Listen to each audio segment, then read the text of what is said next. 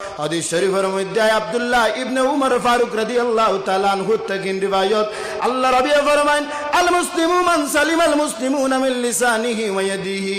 যদি কোনো মানুষ পাক্কা ঈমানদার হইয়া থাকে তাহলে তার হাত দ্বারা জবান দ্বারা যাতে অন্য কোনো মানুষে কষ্ট পায় না। গদিকে সাহাবাগণ আমরা সবে আর এক হইয়া বড় পবিত্র মানুষ টানঠুর জমিনের মধ্যে আইছি। এ কারণে এক আমার ওয়ালিদ মোহতরম সাহেব সব সময় দুয়ার মধ্যে কইতা যে ও আল্লাহ তুমি আমরা এক কারণে এক বানাই দেও।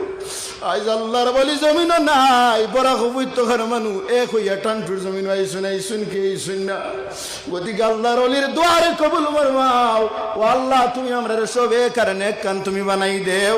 আর বেশি বেশি করে আমার হাবিবর চর্চা করার তৌফিক আল্লাহ দেও। কারণ আল্লাহ ফরমানে মাযকুরু নি'মাতাল্লাহি আলাইকুম, তুমি তাই কি করো আমার নিয়ামতের চর্চা করো। পৃথিবীর মধ্যে যদি কোনো নিয়ামত শ্রেষ্ঠ হইয়া থাকে তাহলে সেই নিয়ামত হইয়া থাকলা কি আমার হাবিব।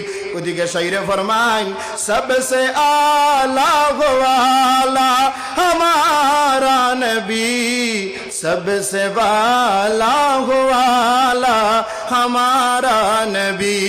অর্থাৎ আমরা হাবিবের চাইতে বালা কেউ নাই, আমার হাবিব হইয়া থাক লাগি সবচেয়ে আলা।